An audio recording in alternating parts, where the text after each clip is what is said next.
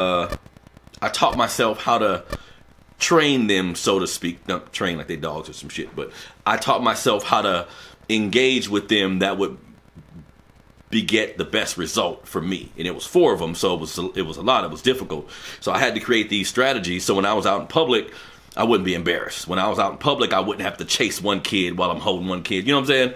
So I noticed a lot, parents, it seems as if to me that we're not using our homes the correct way.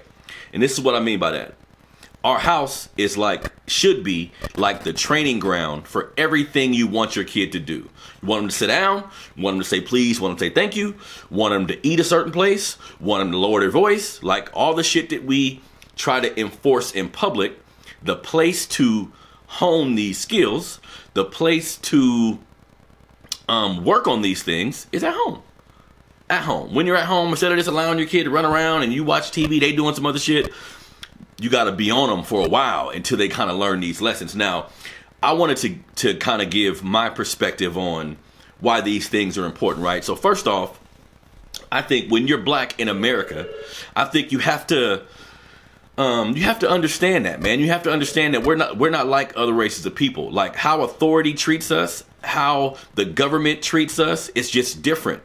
Like if you allow your kid to be bad or you allow your kid to be unruly, unfortunately, if you're black in America, that shit can cost them their life.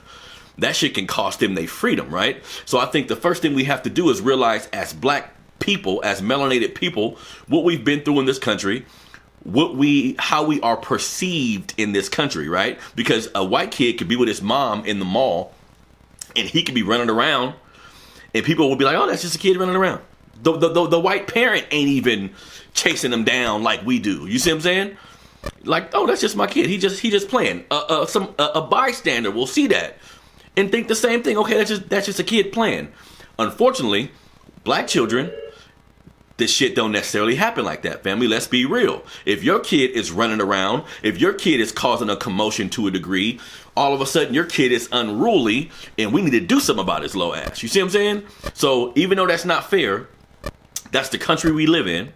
So as melanated parents, black parents, we have to be cognizant of where we come from and the things that we've been through, and how people outside of your family look at your children when you're not with them. My mom used to always tell me, don't nobody outside of this house love your ass. And I thought it was harsh as a kid hearing these words, but there's truth to that. The benefit of the doubt that we give our kids, the level of empathy and understanding that we give our kids because we know them and we love them, motherfuckers outside of your house is not going to do that for the most part. Some people will, but I'd say it's safe to say when you send them to school, when you send them to these places, these adults who are dealing with so many kids ain't gonna give your kid the same benefit of the doubt. These adults who've never, and this is what we deal with in public schools in this country, family.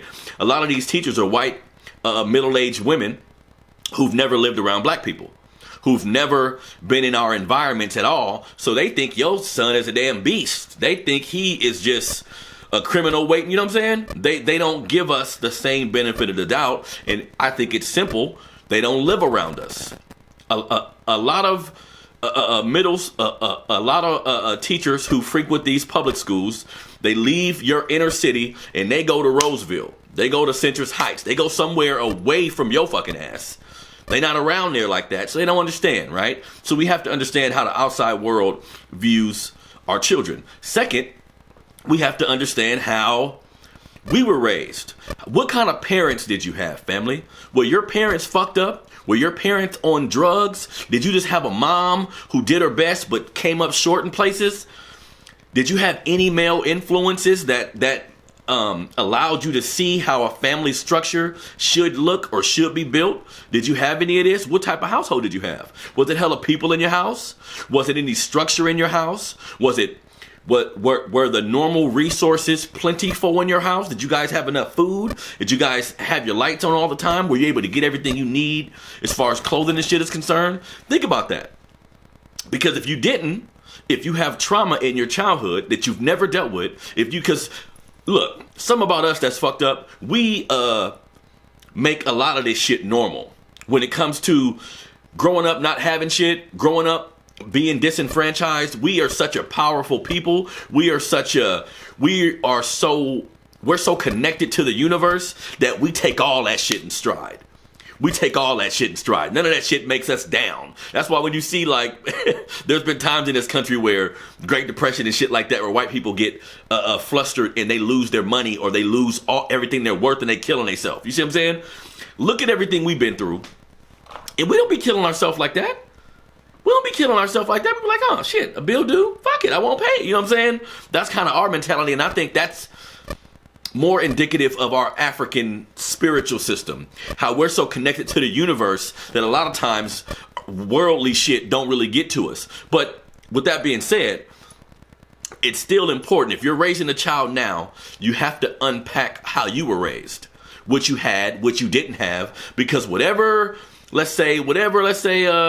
software you're working on based on your childhood, you're going to bring that into the relationship with your new kid, right?